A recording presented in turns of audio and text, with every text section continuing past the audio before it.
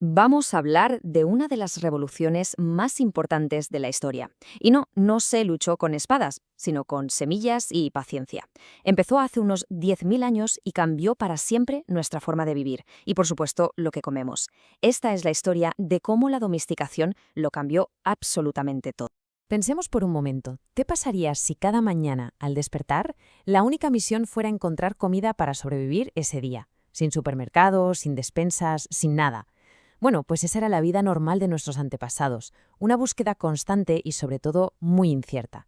La gran pregunta es, ¿cómo pasamos de eso a lo que tenemos hoy? La respuesta está en aprender a domesticar la naturaleza. Todo esto arranca en un periodo que llamamos el Neolítico. Fue entonces cuando los seres humanos pasaron de ser nómadas, de moverse continuamente, a asentarse en lugares fijos. El gran cambio, el verdadero punto de inflexión, fue dejar de depender de lo que la naturaleza ofrecía por casualidad y empezar, por primera vez, a controlar la producción de alimentos. La diferencia entre los dos estilos de vida es abismal. Antes, los grupos humanos eran pequeños, siempre en movimiento. Después, la gente empezó a vivir en aldeas permanentes. La palabra clave aquí es estabilidad. Tener la comida asegurada por primera vez en la historia permitió que las poblaciones por fin empezaran a crecer. Entonces, ¿cómo lo hicieron exactamente? Pues, de alguna manera, se puede decir que empezaron a hackear el reino vegetal. Se dieron cuenta de que podían elegir las plantas con las mejores características y cultivarlas.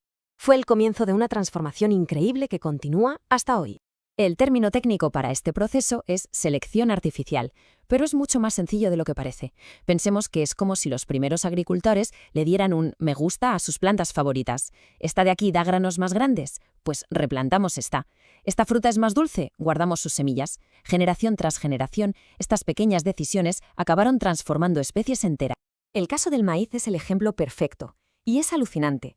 A la izquierda vemos su antepasado salvaje, el teocinte. Básicamente, una hierba con unos pocos granos duros y casi incomibles.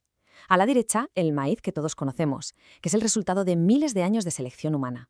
La diferencia salta a la vista, ¿verdad? Los primeros agricultores fueron muy listos con su pack de inicio. Por un lado tenían los cereales como el trigo o el arroz, que son pura energía, como complemento perfecto las legumbres, como las lentejas, que aportaban las proteínas. Y en otras zonas, como en los Andes, los tubérculos, como la patata, se convirtieron en la base de todo. Una combinación ganadora.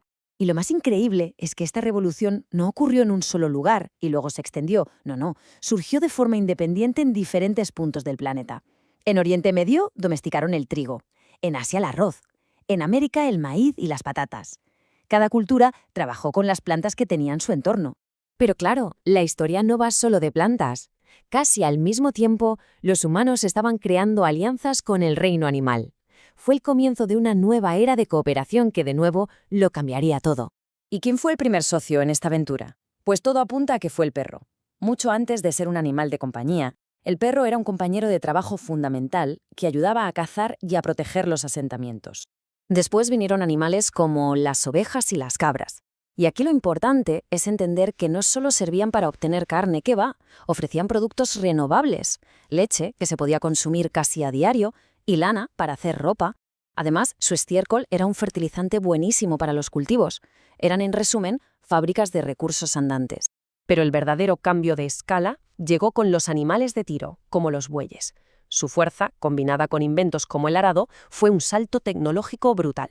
De repente, una sola persona podía cultivar una cantidad de tierra muchísimo mayor. La producción de comida se disparó. Con la comida y los animales bajo control, la vida humana se transformó por completo. Esto no solo afectó a cómo se organizaba la sociedad, sino que empezamos a remodelar la propia superficie del planeta, a una escala nunca vista. Por primera vez, la humanidad podía producir más comida de la que necesitaba para consumir en el momento. A esto lo llamamos excedente, y esta idea, que parece muy simple, es la chispa que encendió la civilización. Tener comida de sobra lo cambió absolutamente todo.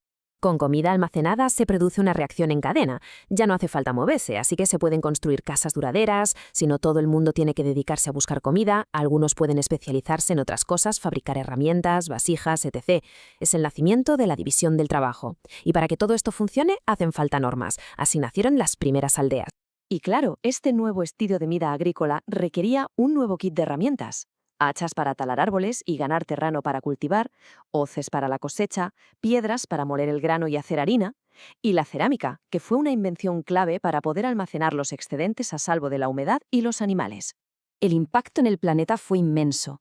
Para crear campos de cultivo, se talaron bosques enteros. Se cavaron canales para llevar agua a zonas más secas, alterando el curso de los ríos. Fue la primera vez que la humanidad empezó a modificar los ecosistemas de forma masiva para adaptarlos a sus necesidades. Y ahora vamos a dar un salto enorme en el tiempo, hasta el presente. Porque cada vez que nos sentamos a comer, estamos viviendo el legado directo de aquellas decisiones que se tomaron hace 10.000 años. Fijaos en este dato porque es increíble. Hoy en día, aproximadamente el 90% de las calorías que consume toda la humanidad proviene de ese pequeño grupo de plantas y animales que se domesticaron allá en el Neolítico. Nuestra alimentación global depende, básicamente, de un puñado de especies elegidas por nuestros ancestros. Eso sí, este cambio tan radical fue un arma de doble filo. Por un lado, permitió el crecimiento de la población y nos dio una seguridad alimentaria que antes no existía. Pero por otro, nuestra dieta se volvió mucho menos variada. El alto consumo de carbohidratos trajo más caries y la convivencia tan estrecha con animales nos expuso a nuevas enfermedades. Y ojo, que la revolución no fue solo para comer, también nos vistió. Además de alimentos, se domesticaron plantas como el lino y el algodón y se seleccionaron ovejas para que produjeran muchísima más lana. Por primera vez se podían fabricar tejidos a gran escala. Pensemos en esto. Durante casi 10.000 años fuimos mejorando plantas y animales con cría selectiva, un proceso lento de muchísima paciencia.